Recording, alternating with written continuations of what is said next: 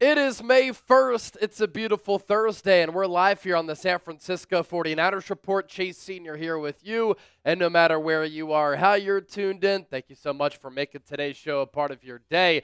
NFL Draft, of course, wrapping up last Saturday, but there's a lot to talk about here on the Niners front, and we have another loaded show coming your way, and we have people rocking with us from every pocket of America and worldwide. Already 105 people tuned in. As you come in here, be sure to hit that thumbs up icon, like the video. There's a lot to talk about, and I'm really excited to dive in and talk some Niners here.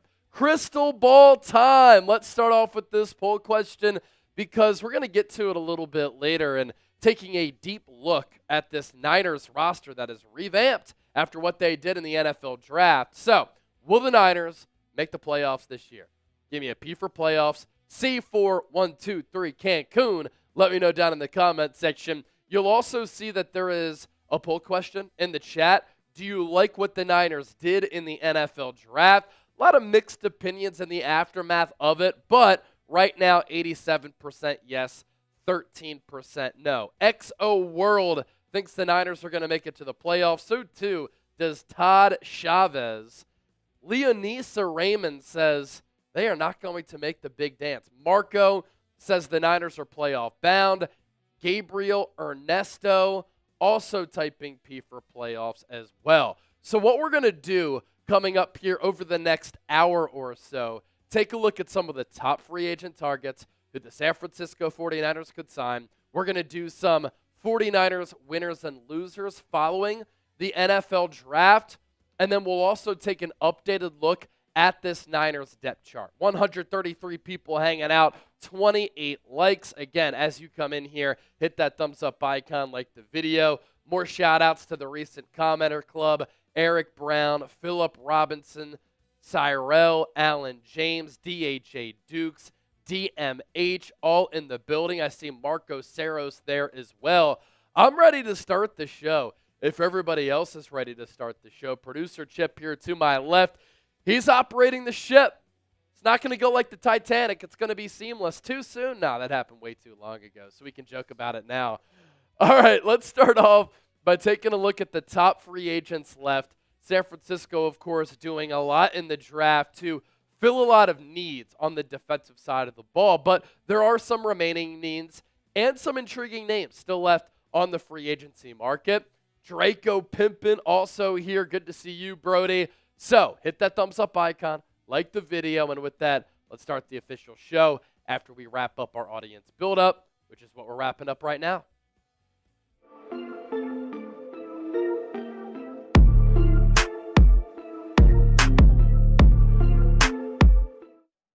All right, let's run it up. You're watching the San Francisco 49ers Report. Chase Sr. here with you, and no matter where you are, how you're tuned in, thank you so much for making today's show a part of your day. It is a beautiful Thursday, May 1st, as we embark on a new month, and I hope everybody out there is getting set and ready to have a fantastic weekend. We have a great show coming your way. I want to take a look at the top free agents left who the 49ers can sign in the aftermath of the 2025 NFL Draft. And a couple of days ago, earlier this week, the Niners tapped into the free agency pool.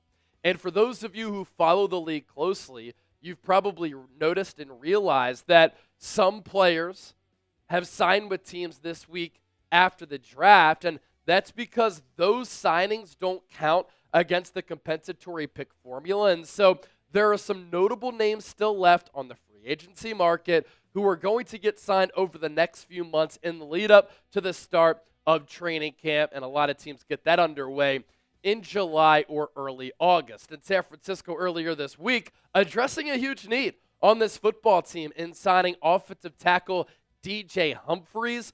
It's a pretty intriguing pickup for San Francisco because they badly needed offensive line depth, and the backup offensive tackle spot was a massive unknown for San Francisco because they didn't do anything to address that spot in the NFL draft, and they didn't take any young tackles in this draft class, which really irked me.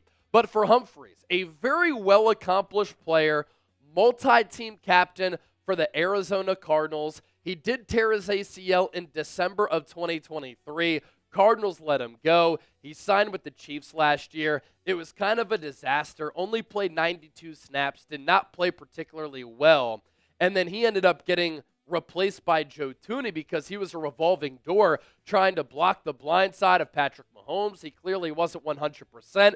Thuney is traditionally a very good guard. Chiefs slide him out to left tackle, and he was serviceable for a little while and played pretty well up until the Super Bowl where he got exposed because he was playing out of position. Humphries is 31 years old. He's been in the league for a decade. 2015 first-round pick, 24th overall out of Florida, was a Pro Bowler in 2021, spent his entire career with Arizona up until the 2023 season. So a lot of you Niner fans probably familiar with him as a player because he's obviously inside the NFC West. He has primarily played left tackle in his NFL career. The only time he played right tackle was when he was a young player in year 2.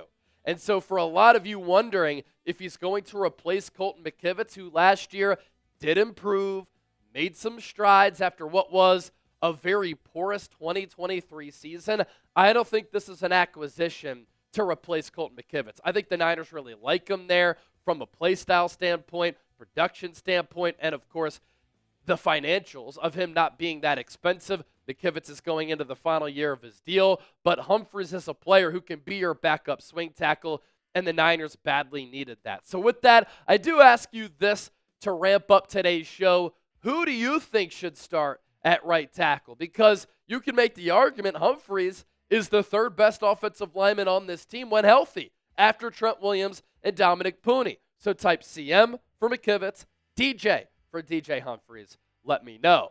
The Niners, of course, did address corner in the NFL draft.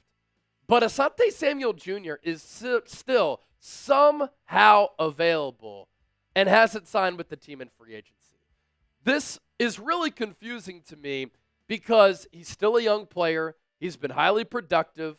Obviously, he comes from NFL bloodlines. His father was Asante Samuel Sr., and Samuel Jr. has played very good football to start his career since being a second-round pick in the 2021 NFL Draft coming out of Florida State.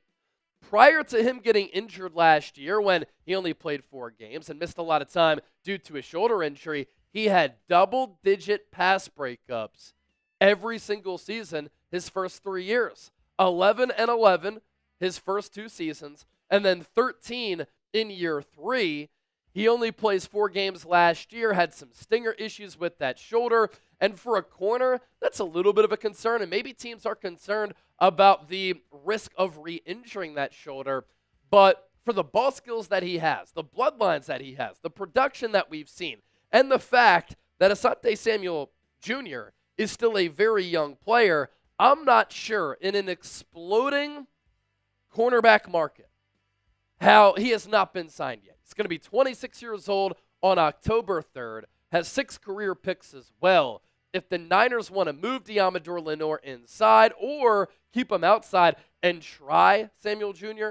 along the inside because they might not think that Upton Stout is ready, then Asante Samuel Jr. is a player who I would explore. He's primarily been an outside corner up to this point. After the injury to Malik Mustafa, which we'll talk about here in just a moment, does the safety position become a need for San Francisco? In free agency, the Niners did sign Jason Pinnock. They signed Richie Grant. They then drafted a safety nickel hybrid in Marquise Siegel out of Kansas State. But Justin Simmons is a 4-time second-team All-Pro safety who's obviously on the back 9 of his career. But I still think he can play at a very high level. And unfortunate news in the aftermath of the NFL draft, we found out that Malik Mustafa, as he's going into year 2, after a really impressive rookie season when he was a 4th-round pick out of Wake Forest and played so well, brought a level of physicality to this defense that was very fun to watch, re-injured the ACL that he had surgery on back when he was in college at Wake Forest in 2022. This happened in the season finale against the Arizona Cardinals in the second quarter when he took a cleat to the knee. The Niners thought that he was going to be fine, and then an MRI after the season wrapped up showed that the graft that was in that knee was damaged. And so Mustafa had to get surgery. He's not expected to be back for the start of the season. He called reports saying that he wasn't going to be back until the middle portion of the season crazy, and hopefully he's able to come back sooner rather than later. But with Mustafa, who was slated to be the starter alongside Jair Brown, set to miss some time, and he can't rejoin this team for a little while, do you look at a player like Justin Simmons? Do you look at a player like Julian Blackmon of the Indianapolis Colts? Those are two safety options out there in free agency. I would side with Simmons. Has more of a pedigree, has more of an impressive resume. Last year, the PFF numbers weren't great, but he did some good things. 7 pass breakups, 2 picks. He's usually been so good in coverage. Wasn't necessarily the case last year. Keep in mind, though, that the Falcons defensive coordinator got fired after 1 year. The Falcons could not generate a pass rush. They were last in the league in sack percentage and overall sacks. And because of that, the back end really suffered. And for the first time in his career since he entered the league a long while ago, after getting drafted out of Boston College, Simmons was in a new defense. And he even said to Kay Adams everything was new, and it seemed as though he struggled to pick those things up. But Simmons, again, a 4-time second-team All-Pro, been one of the top safeties in the National Football League for a very long time. You add him to your roster, you are really solidifying that third level. And as recently as 2023, 2022, 2021, he's been playing excellent football. A traditional center field safety who can make a lot of plays on the ball. So Justin Simmons and Julian Blackmon, the safeties available if the Niners feel as though they need to address that position after the Mustafa injury. And then there's Zadarius Smith. Zadarius Smith at this point of his career will be a rotational defensive end and pass rusher. And he can be a scheme fit for San Francisco because in parts of the last 2 years, he played for the Cleveland Browns. And Jim Schwartz, the Browns defensive coordinator who has had Kyle Shanahan's number, has always run an iteration of the wide 9. The Niners run the wide 9. He was with Cleveland at the start of last year and then went to Detroit, especially after the Lions needed some pass rushing help after the Aiden Hutchinson season-ending injury. He did have 9 total sacks combined between those two teams, 5.5 in 2023, but double digits in 2022 and the year before that he actually played in 2020 with 12.5. The quarterback hit number is pretty good. The pressure number is good. So a player who is in the twilight of his respective career. But the Niners, as we know, going into the draft, they had multiple needs at defensive end and defensive tackle. And so they could still use pass rushers there, especially because we don't know what the status of Drake Jackson is. Who is a free agent that you want the Niners to sign? Drop me a name or names down below in the comments section.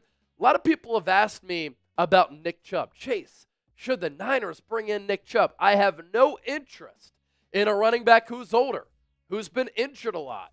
And it's not like he's been injured a lot as far as tiny injuries.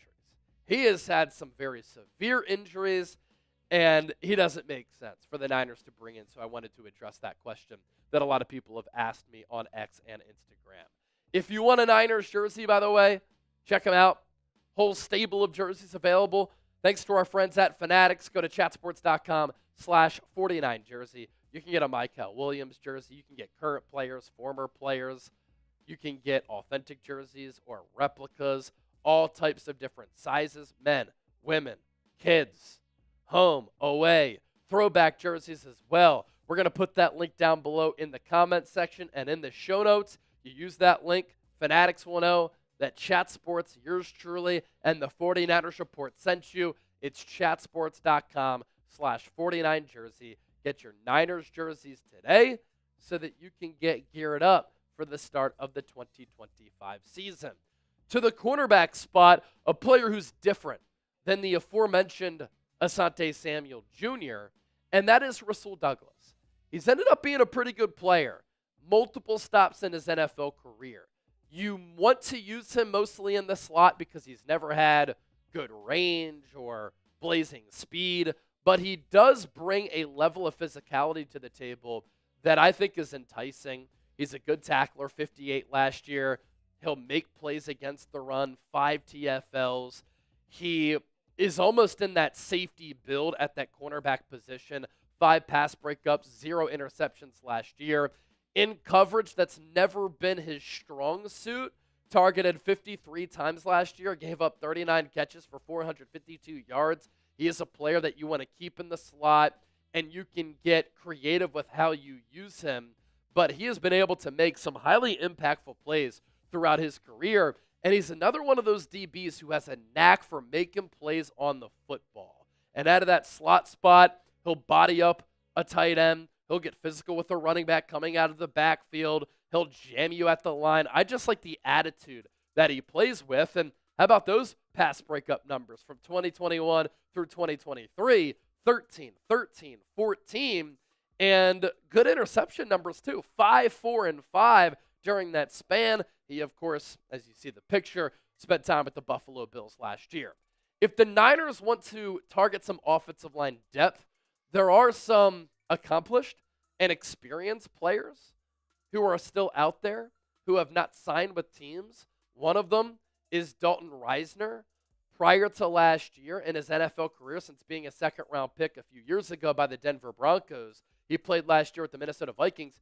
He had never played less than 14 games in a season. Last year, he played 10. The previous time spent with the Denver Broncos, he was a starter. Last year with Minnesota, kind of that spot offensive lineman. At this point, I think it's been shown that he's not a starting caliber offensive lineman in the league, but as a backup, he's played a lot, and if you have to plug him in there, you could certainly do worse. And offensive line depth, I still believe, is a question mark on this football team. Overall PFF grade last year on 611 snaps of 68.1. A pass blocking grade, you like to see that at 76.1, and a run blocking grade of 58.8. While those numbers aren't great, and sometimes it's hard to gauge how good an offensive lineman is judging on the PFF grades, there are some other good numbers there. The 1 sack allowed, the 2 quarterback hits allowed, no penalties, but he did give up 18 hurries. And then there's Brandon Scherff, who was a 5 or 6 time Pro Bowler with the Washington Redskins and Commanders after he was taken in the first round to start his career. He spent the last few years with the Jacksonville Jaguars. Last year, a lot of snaps played, more than 1,000. And in trying to protect Trevor Lawrence, there were some good moments, there were some bad moments. Overall PFF grade of 64.7, pass blocking grade in the green, though, of 74.5. Run blocking grade, he struggled in that regard, 57.3. No sacks allowed for him. Only 2 penalties, 16 hurries. He is about 32 years old right now, highly experienced, very well accomplished player who, again, would add depth to this Niners interior offensive line. If you want to take a chance on a player who was a former first-round pick out of Alabama in Jedrick Wills, who had an up-and-down career with the Cleveland Browns, they thought that he was going to be one of the next great tackles in this league. It hasn't panned out. Maybe you sign him. You try to develop him. You get his body right. You get his confidence rehabbed. And honestly, outside of DJ Humphries, he would be one of the top backup offensive tackles on this team, and it wouldn't even be close. You have Israel Gutierrez, Austin Pleasance, and Isaac Alarcon. I know Pleasance played okay last year after the Niners picked him up off the scrap heap, but with Wills, you know there's something to work with there. And it just didn't work out for Cleveland. It ended up kind of being a disaster as his career progressed. Last year, did not play all that much. Injuries have also been a problem for him. But at Alabama, he was a dog. Athletic, very powerful. That's why he was a first-round pick. Overall PFF grade of 52.9 last year, 63.6 on the pass blocking, 51.6 on the run blocking. And this is what you don't want to see. Only played 245 snaps, yet gave up 3 sacks, 3 hits, 5 hurries, and 7 penalties. At that offensive tackle spot, sometimes it takes players a little while to find their groove.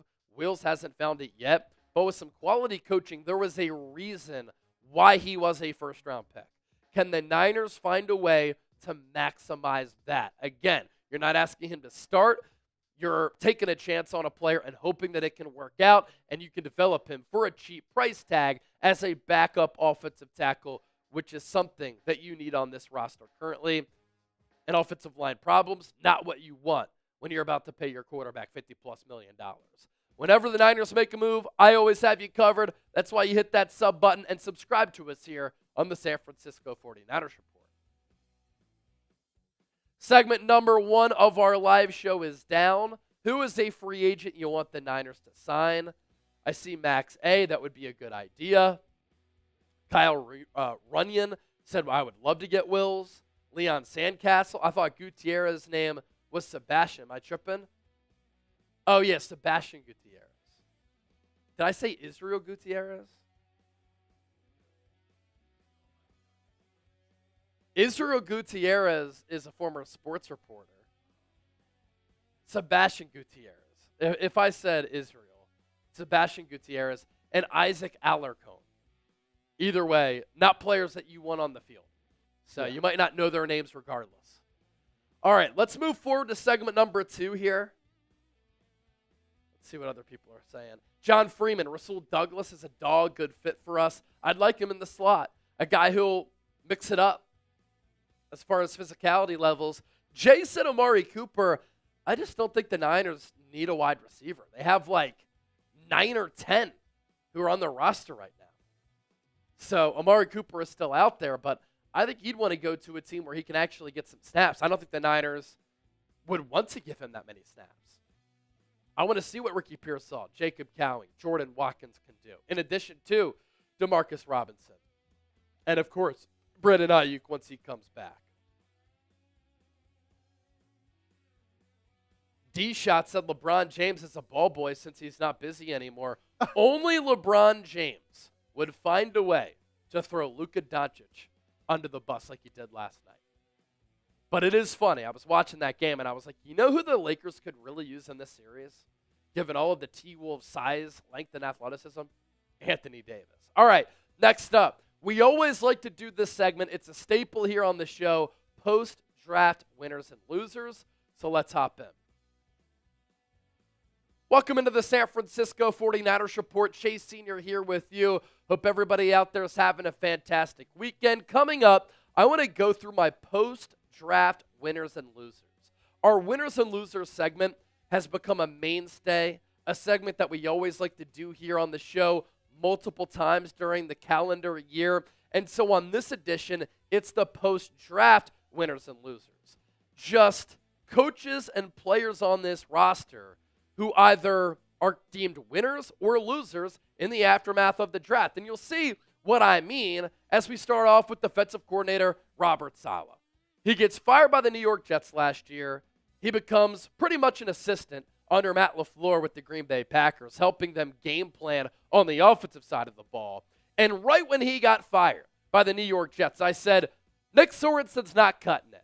The Niners need swag, confidence, energy, better scheme, better play calling, and better coaching, which will lead to player development back on the defensive side of the ball. And I had clamored time and time again, it is time to bring back Robert Saleh. What did Kyle Shanahan, John Lynch, and Jed York do?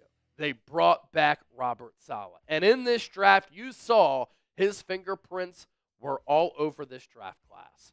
The Niners are trying to restore their identity and swagger that they've lost the last couple of years.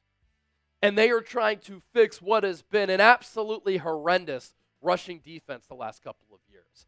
And just look at the players who the Niners drafted last week and think about what they're going to bring to the table for Robert Saleh in San Francisco. For him, this is really exciting because Robert Saleh has an opportunity to develop, coach up, find ways to implement these rookies who I think can have impacts right away for this Niners team. You take Mykel Williams, 11 overall, edge rusher, defensive end out of Georgia, who may have been misused while with the Bulldogs, but he played within that role. He played well. It's a big reason why the Bulldogs had a lot of success. He started on that team that won a national championship as a freshman. He is massive in size at nearly 270. He ran right around a 4.7, 4.8 40-yard dash. Unbelievable length and athleticism. A lot of power. Excellent against the run. Does he need to be better as a pass rusher? No doubt about it. But Robert Saleh has to be excited about the foundation of skills that Mykel Williams has, and he has versatility. He could play defensive end or defensive tackle, and I think he could be unleashed as a 4-3 defensive end. Alfred Collins is 6'5", 330. He is going to mess-ish up from the interior of that Niners defensive line, and he, too, is an excellent run stuffer. Nick Martin gives me a feel and has shades of Azeez Al-Shire, Dre Greenlaw, with his play style, the speed, the physicality, the fearlessness, his ability to stop the run. He has coverage skills, and I think that he could fight to start at linebacker as a rookie. So too can Alfred Collins at defensive tackle, and I think Mykel Williams will be starting opposite of Nick Bosa. Upton Stout is 5'8". He's tiny, but he plays the game like he's shot out of a cannon with a level of speed and physicality that's a lot of fun too. And he has 4.4 speed, sticky coverage out of the slot. CJ West ran such a fast 40-yard dash where he was also quick on the 40-yard dash splits, some of the best times among players 300-plus pounds, and he is so explosive in that short area where he can make and get past offensive linemen in a phone booth. He, too, good against the run. Marquise Siegel can play safety, nickel, dime. So Robert Saleh, with all of these Niners draft picks on the defensive side of the ball, the Niners had needs as far as depth, needs as far as talent. They needed multiple starters. And Robert Saleh got multiple starters, and if I'm him, I'm excited to get to work with some of these players. So Saleh in free agency, the Niners didn't do much. They didn't have a lot of talent or juice. They have talent, juice, and a lot of potential. And with these rookies, it's going to be hard to run the football against San Francisco here in 2025. And then he got the stamp of approval from Jed York as well. Jed York tweeting out, Robert Saleh is back in the building, ladies and gentlemen. #trenches. And along those same lines, I think Nick Bosa is also a winner post-draft. Because going into the draft, the Niners' defensive line, top to bottom, would have been a bottom 5 defensive line in the NFL. Prior to them bulking up the trenches defensively in the draft, this was their starting defensive line. Yetur Gross-Matos, Jordan Elliott, Evan Anderson, and Nick Bosa. Nick Bosa is still one of the top edge rushers in the game, but at this point, all Yetur Gross-Matos has been is potential. You're waiting for him to break out. He hasn't. Jordan Elliott, solid against the run. He's a backup. Evan Anderson, nice little gem found as a UDFA 2 years ago after the 2024 draft. You don't want him as your starter. So that was the Niners defensive line before the draft. How about this possible Niners defensive line after the draft? Nick Bosa, Alfred Collins, CJ West, and Mykel Williams. Nick Bosa is underrated against the run, and then you have Collins, West, Williams, all excellent against the run. They all have a lot of experience. They have a large body of work in stopping the run. All of them have freaky athletic traits, whether it's length, a good 40-yard dash, being able to have a good vertical and bat passes down at the line of scrimmage. That's Alfred Collins. Being able to manhandle and overpower offensive linemen. And I believe all of those players, they have the athleticism and NFL-ready bodies for them to play right now. And if I'm the Niners, I'm hoping, and I'm thinking right now, those 3 rookies can start for you day one. Also this with Nick Bosa, he was present at OTAs. I think that's a good sign. So he's a winner in that way as well, even though OTAs was going into the draft. He usually doesn't attend, though. And so you think about where the Niners are at, coming off an embarrassing 6-11 season. Kyle Shanahan said, I'm as excited and recharged as I've been in a long time. You have the George Kittle contract situation figured out. Brock Purdy reported to OTAs. Nick Bosa was there. there's a new sense of urgency and excitement for this Niners team because they feel as though we need to and we want to get back on track after last year's really disappointing season. Winner number 3, tight end George Kittle. The Niners did not draft a tight end in this draft in what was a deep tight end draft class, and after the NFL draft, George Kittle got paid. The Niners finally got a contract done early. And I also love what they do with the feather and ink. I think that's a cool touch. 4-year, $76.4 million deal for the People's tight end. He gets $40 million in guaranteed money, $19.1 million in average annual value. Kittle becomes the highest paid tight end in the NFL right now and the highest paid tight end in the history of the National Football League. He overtakes Trey McBride by about $100,000. And so the Niners don't draft the tight end. Kittle gets paid. He is deemed a post-draft winner. Colton McKivitz is as well, because this is dumbfounding to me, but the Niners didn't address the offensive line outside of Connor Colby in the 7th round out of Iowa.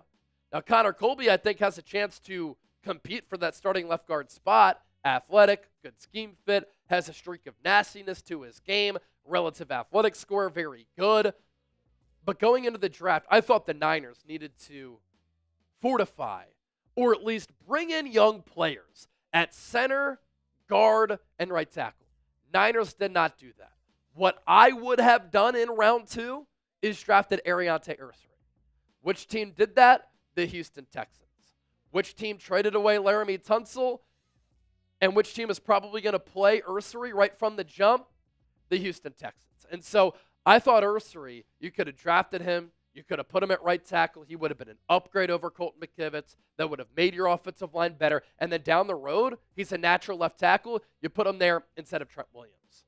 But not only did the Niners not address the offensive line for this year, for the most part, they didn't address the offensive line for the future either. So I just disagree with their strategy of how they handle the offensive line.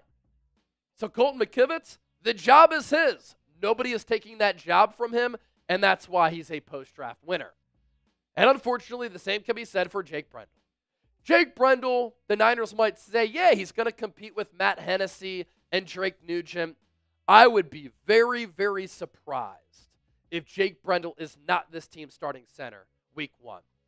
Some people will say, Chase, this offensive line is good enough. Colton McKivitz improved last year. Jake Brendel was the starting center on a team that made it to the Super Bowl. Yeah, but what happened in the Super Bowl? Jake Brendel was getting pushed into Brock Purdy's lap. Colton McKivitz, anytime he goes up against an upper echelon pass rusher, he always gets exposed. I'm tired of the Niners and Niner fans settling for the offensive line being mediocre or good enough. I want a great offensive line because that can win and lose you games, and it's a critical position group. So this Niners offensive line in week 1, it might look as such. There will be a competition at left guard between Ben Bartch, Nick Sakel, and Connor Colby. There will be a little bit of a competition, I guess, at center between Jake Brendel, Matt Hennessy, and Drake Nugent. And we'll see what Drew Moss can do as an interior offensive lineman UDFA out of Colorado State. He's only 21 years old, a lot of potential. He has tackle experience, good athlete, but he's probably most likely going to be a practice squad player. 2 more winners. Jason Pinnock, because of the ACL injury to Malik Mustafa, could be the starting safety week 1 next to Jair Brown, but competing with him in training camp will be Marquise Siegel out of Kansas State. Recently converted from corner to safety, and so he's a little bit raw. But I do like the positional versatility of him being able to play safety, slot nickel. You can include him in dime packages. He runs very well. The measurables very similar to Jimmy Ward, and the Niners are hoping that he can become a Jimmy Ward type of player. And Jimmy Ward ended up playing really all over the field in that secondary, which was very valuable for much of his Niners stint. And the Niners missed his leadership once he left.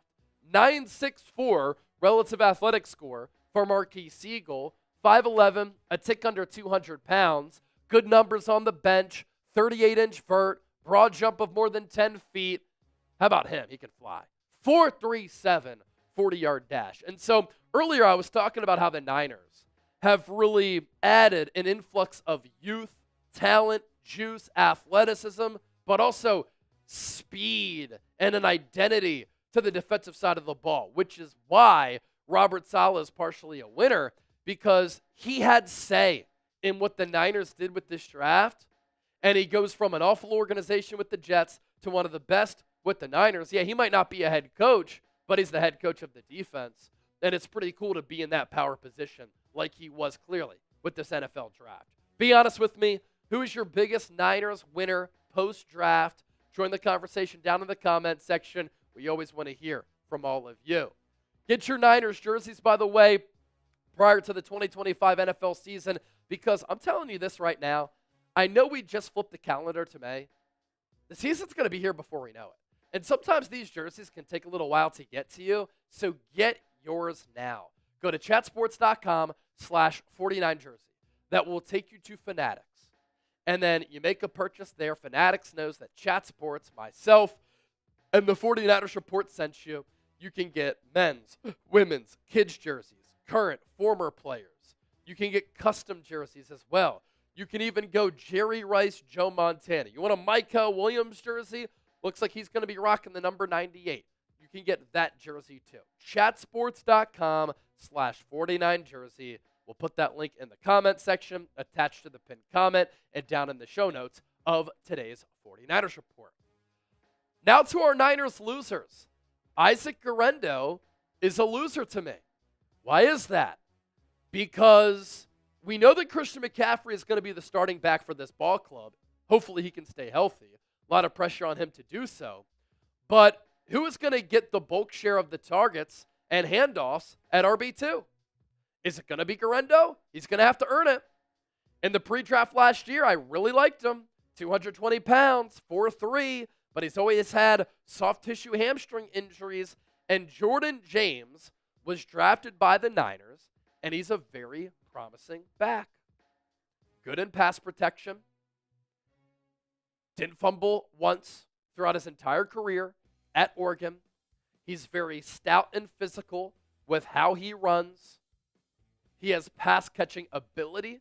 He's very decisive. He has good vision and patience. But he is a classic Kyle Shanahan, Bobby Turner type of back in this outside zone where he has that patience, but when he sees the hole, he hits the hole. And we saw that with Elijah Mitchell. We've seen that with these backs who end up being very productive for Kyle Shanahan. He's a great scheme fit for what the Niners do and what Kyle Shanahan expects from his backs. If the hole is there, he needs you to hit that hole. And Isaac Guerendo, sometimes he has questionable vision. Freak athlete, questionable vision. So Jordan James has better vision probably and feel than Isaac Guerendo.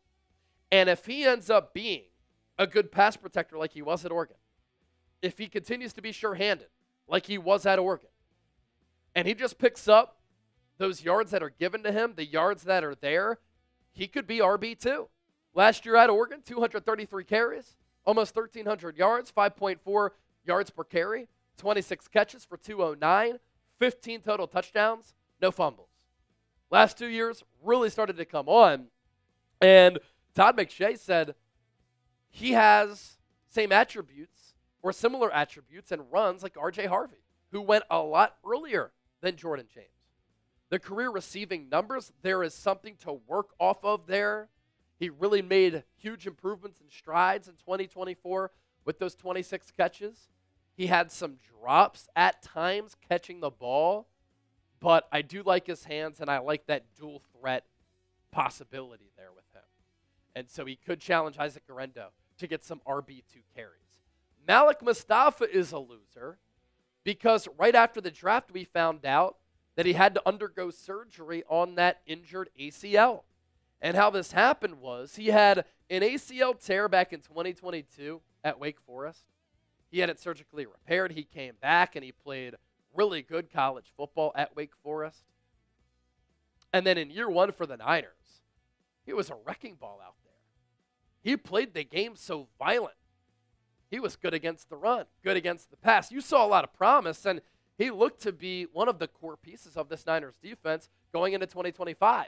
And now we're not sure when he's going to start the 2025 season. Not a full ACL tear, but the graft in that knee was repaired.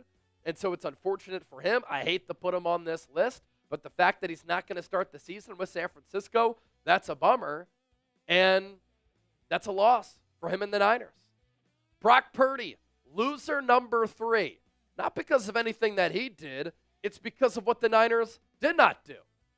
They did not ensure that they're going to have an elite offensive line in front of them. People really try to tell me over and over again that this Niners offensive line is good enough. They say, Chase, stop complaining about it. This offensive line made it to the Super Bowl 2 seasons ago. Jake Brendel and Colton McKivitz were starters on an offensive line that went into overtime of a Super Bowl and lost to the Chiefs. But what has happened when they've gone up against elite players along the interior for Brendel or at the edge for McKivitz? They get exposed, they get pushed around, and those premier players make them look average.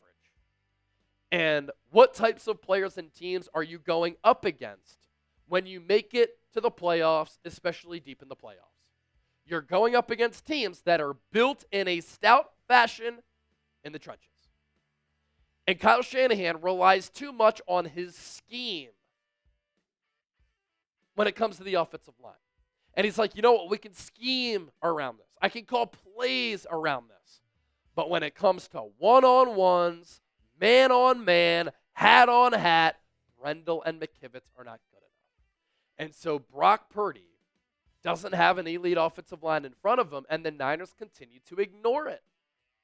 And if Purdy wasn't a mobile guy with really good athleticism, the offensive line numbers would be even worse. Because there were so many times last year where he was running for his damn life. Because there's a pass rush coming from right up the gut because Brendel gets pushed over. Or the Niners commit these senseless penalties which kill them. Or Colton McKivitz is getting beat around the edge. It is a problem.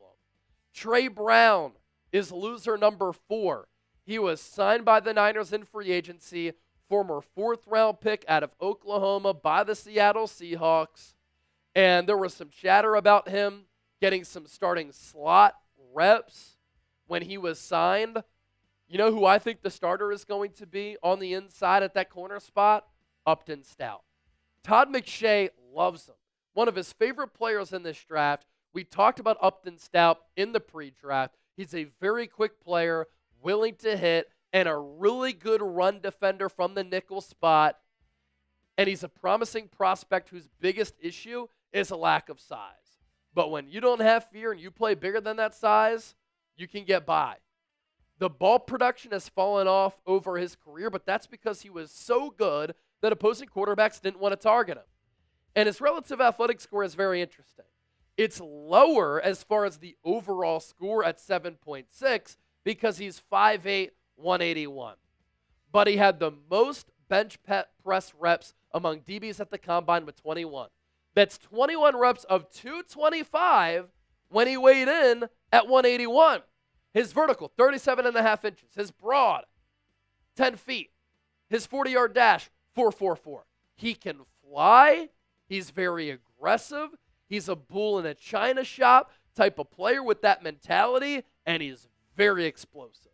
And when you have short area quickness, burst, and speed, and aggressiveness, and you can attack the ball with a relentless type of mentality, that translates well to being a productive corner.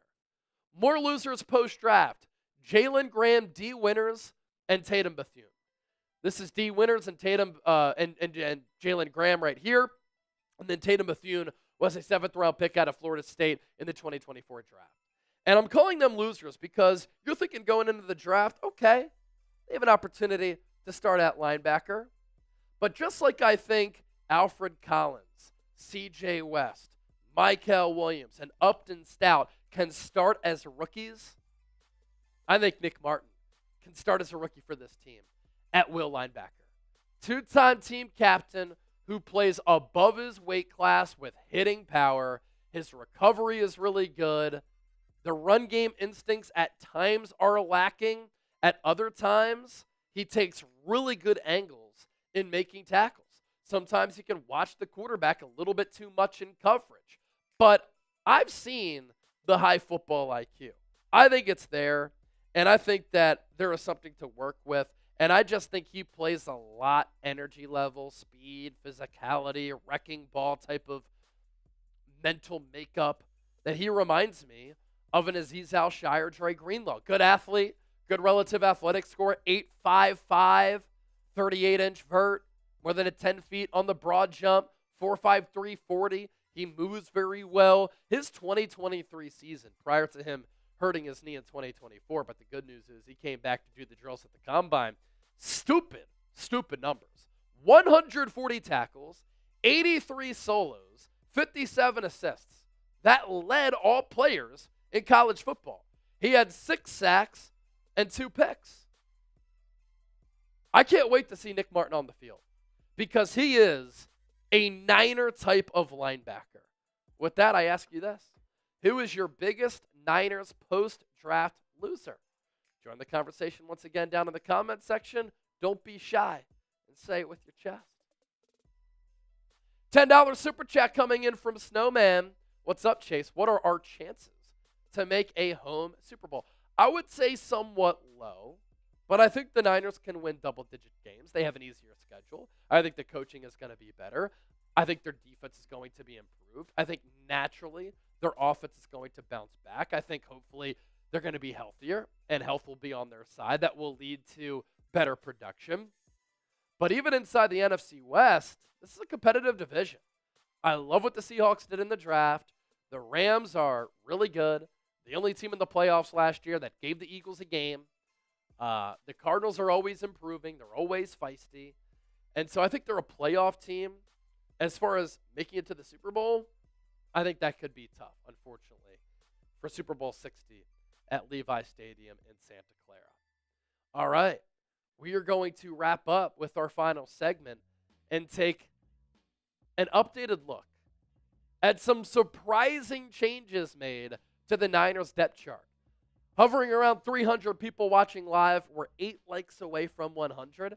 So hit that thumbs up icon and like the video right now. Hey there, welcome into the show. My name is Chase Sr., and you're watching the San Francisco 49ers Report by Chat Sports. Thank you so much for clicking on today's show and hanging out here with me. Coming up, some surprising changes made to the Niners depth chart in the aftermath of the 2025 NFL Draft, in particular on the defensive side of the ball, with all of the moves that the Niners made in the draft thanks to the influence from Robert Saleh. First, let's start off with this. A lot of you like to play Madden. You're very familiar with Madden ratings. And oftentimes, it's individual Madden ratings that garners a lot of attraction and talk. But for the purpose of today's show, I want to do it on a team basis. How would you grade the Niners roster right now as a whole? Scale it for me 1 to 100. 1, worst roster in the NFL. 100, the best, elite. Let me know down in the comment section. At the quarterback spot, Brock Purdy is still going to be QB1. I like the acquisition of Mac Jones in free agency. He is a Kyle Shanahan type of quarterback who has not been in an advantageous, ideal offensive situation to start his NFL career, both with the Patriots and the Jacksonville Jaguars. I think that you'll see Mac Jones in the preseason play like he did at Alabama, where he plays fast, makes quick decisions, knows where to go with the football, and that's what Kyle Shanahan wants from his quarterbacks. The question here is QB3. And I don't think the Niners hold on to 4 quarterbacks for the opening 53. I think they have 3. And Tanner Mordecai and Curtis Rourke out of Indiana are going to be duking it out in training camp and in the preseason. 2 vastly different players. Mordecai is shorter, much more mobile, with 4.4 speed, and for his lack of size, he does spin it pretty well. Curtis Rourke, on the other hand, who some people call Maple Jordan because he's from Canada, he's bigger. He's not mobile at all. He's older. He's been injured a lot. He is tough as nails. He is an old school throwback type of pocket passer who can layer balls in and throws with good touch and accuracy. He can lead his receivers. He can push the ball downfield. And so two vastly different quarterbacks as far as styles and body type between Mordecai and Rourke. And those reps are going to be interesting to watch prior to the season. Brock Purdy, I imagine that deal is going to get done at some point. I hope it's soon so that Brock Purdy can be on hand for training camp without there being contract drama, without there being a holdout. He was there for OTAs going into draft week. That's a positive sign. And I think he gets paid between $50 and $54 million. That is my prediction. To the running back spot, you have Christian McCaffrey, Isaac Guerendo. Of course, Kyle Juszczyk is the fullback. As RB3, the Niners did decide to bring back Patrick Taylor. I think he's best suited to be a special teams player and a good one. But then you have Jordan James, who you took in the 5th round out of Oregon. You have Israel Abanikanda, who was a decorated player in college at Pitt and then was a little bit of a disappointment and couldn't really get carries for the New York Jets. You have Corey Kiner, who analytically was one of the best performing running backs in college football last year, who has contact balance, a low center of gravity, who is also an old school type of running back with his ability to run you over and pick up tough yards. And so we'll see how many running backs the Niners carry on the 53. I would imagine it's going to be 3 or 4. And I think Jordan James is going to be one of those 4. Who will be the 4th?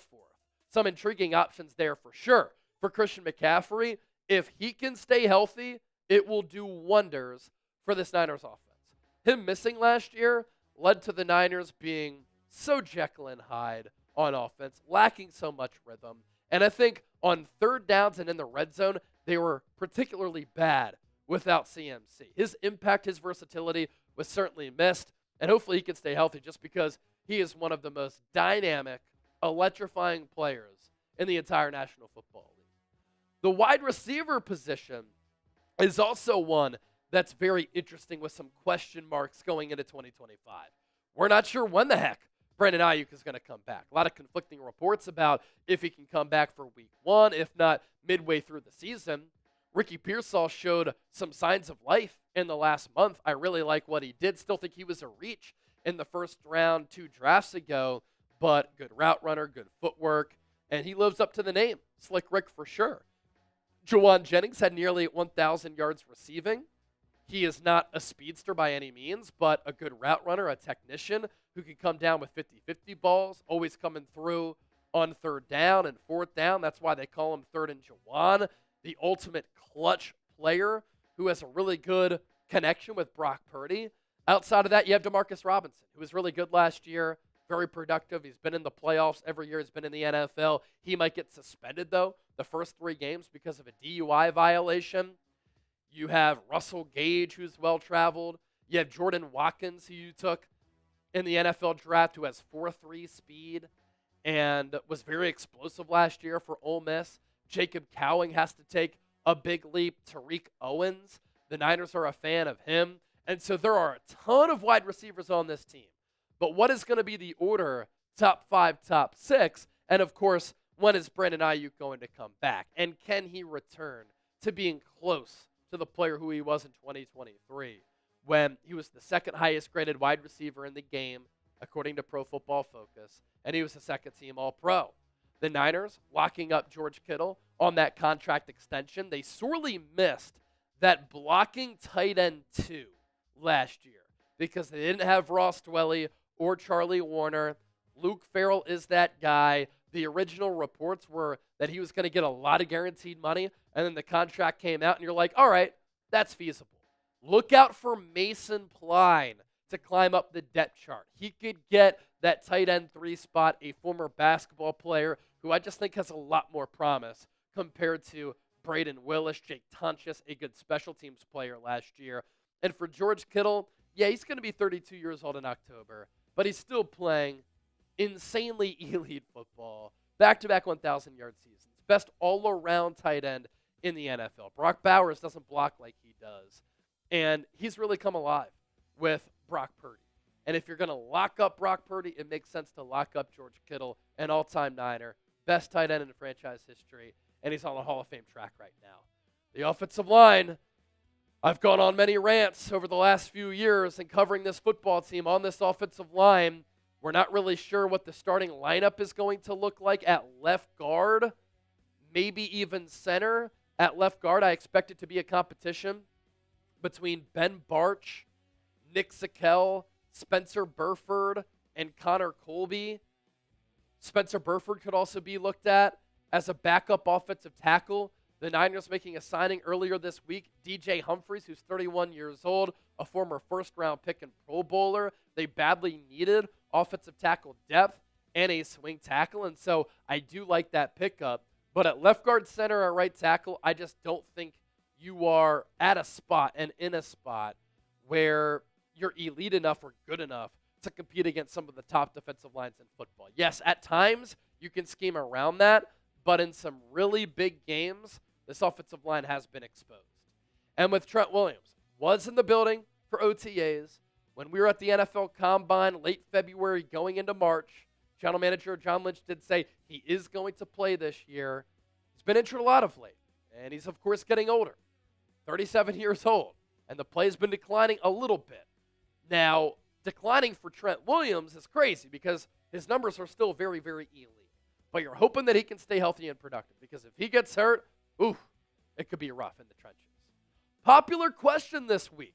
Since we're talking about the big boys up front along the offensive line, this has been a very popular pop culture question on social media. Who wins in a fight? 100 men against one gorilla? Let me know. M for men, G for gorilla. I'm going gorilla. They are athletic freaks, athletic specimens. Their athleticism and strength is unbelievable. And if you tick them off, which 100 men would, I'm going with the gorilla. And I think that stamina, jumping ability, size, explosion, quickness, I feel like I'm talking about an NFL prospect. The gorilla would win. Let me know, though. Michael Williams jerseys are available, by the way. We're about to talk about the defensive side of the rock. Get yours today at chatsports.com/49jersey. If you didn't like that pick or you just want another Niners jersey, plenty of jerseys available. Thanks to our friends at Fanatics. All you have to do, plug in that link down below, chatsports.com/49jersey. Brock Purdy, Christian McCaffrey. You get the old school 1994 throwbacks. You get the home reds, the road whites. You can also get past players, too. Some Niner greats like Joe Montana, Jerry Rice, Ronnie Lott. We'll put that link down below in the show notes and attached to the pinned comment of today's Niners Report depth chart breakdown, chatsports.com/49jersey. To defense. I'm rolling with this starting defensive line up front because I think these are the best options and these are the best players who Robert Saleh, Kyle Shanahan, and John Lynch can roll with week one. I am starting 3 rookies along the defensive line. Michael Williams is my defensive end for the start of the regular season. And then flanking him, I want C.J. West at one defensive tackle spot and Alfred Collins at the other, with Nick Bosa manning the other defensive end spot. I think that Michael Williams is a natural fit to be a 4-3 defensive end. Georgia didn't always use him that way. That was Williams' explanation for why the production was down. But at his size, length, physicality, power, he is going to be able to stop the run right away. And I think that he can build upon his pass rush arsenal. And what a great player to learn from in Nick Bosa. And then with C.J. West and Alfred Collins, those are athletic freaks at those defensive tackle spots. C.J. West is better than Jordan Elliott. Alfred Collins is better than Evan Anderson or Kevin Givens. I want to see what these players can do right from the jump. Now, the good news is you addressed the defensive line multiple times in this draft. And so now your depth pieces become a little bit better. Yetur Gross-Matos, Sam Okuwanu at defensive end. We'll see if Drake Jackson can get healthy. Robert Beal Jr. We'll see if he can actually do anything. And then the depth at defensive tackle is now better with Jordan Elliott, with Kevin Givens, with Evan Anderson, and Kalia Davis. And so with the Niners, I believe hitting on this draft class along this defensive line, that unit has gone from being a bottom 5 unit pre-draft to a really promising defensive line post-draft. And you're just better as a football team starting those rookies. They have NFL bodies ready to play. They're all experienced players from the college level. And so that might be a surprise to some, but that's what I'm doing. And that's what the Niners should do, in my opinion. Start developing these players right from the jump and give them snaps. And you can rotate them in and out with veterans who are already on your team. To the linebacker position, I think that Nick Martin can start. Will it be at Will? Will it be at Sam? I think he's going to compete for one of those spots. Fred Warner is going to man the middle, and this becomes a pretty impressive and intriguing linebacking core at that second level. Fred Warner, all-pro Fred, best off-ball linebacker in the game. But now you have D. Winters, who we've seen the flashes of the Azeez Al-Shire, Dre Greenlaw type of play style because of the speed, the physicality, him flying around sideline to sideline that he plays with. Sometimes he has to harness that aggression because it takes him out of a play when he over-pursues. But that mentality is what you want. Nick Martin plays a lot like that. And so now the Niners have this collection of athleticism, speed, physicality, some coverage skills, and blitzing skills with those young players in Winters and Martin. Luke Gifford is a really good special teamer. You can use him from time to time as depth. You have Tatum Bethune. You have Jalen Graham. And so this is why the Niners went so defensive heavy in this draft. I think they should have gone offensive line a little bit more. But by going so heavy defensively, this defense has gone from a major question mark to one that I can't wait to watch. At corner, I think you stick with Deommodore Lenoir and Renardo Green on the outside. Lenoir primarily started to play outside corner late in the year. Renardo Green is an outside corner, and as a rookie, he played very well. And Upton Stout is my starting slot nickel corner ahead of Trey Brown. I really like Upton Stout's game. The Niners, in drafting these players, they have drafted these young players who all are good against the run, all play a Niner type of style defensively as far as, again, the play speed, the aggression, the physicality, coming up to the line, making plays there. Upton Stout is 4'4". He can run very, very well. And so that is my cornerback room here as far as this Niner corner depth chart. Your starters, Lenoir, Green, Upton Stout. Todd McShay loves that Upton Stout pick. He said some of the stickiest coverage I saw in the pre-draft from Upton Stout. At safety, this could be a weakness to start the year because of that ACL injury to Malik Mustafa. So you see the note down there. We have him as hurt. I'm going to go with Jason Pinnock as the starting safety alongside Jair Brown just because he's much more experienced. Marcus Siegel is a converted safety from that corner spot.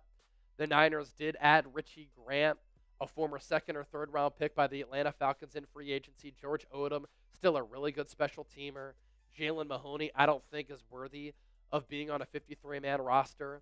And so that third level, you do have some concerns there going into the season because of that injury to Mustafa, and Jair Brown did not play well last year. So there's a lot of pressure on him to improve here in year 3. And I think with better coaching, led by Robert Saleh, I think he's going to be able to do that.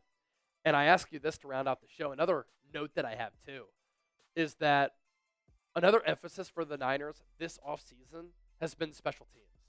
There are a lot of really solid special teams players now on this team for Brant Boyer to work with.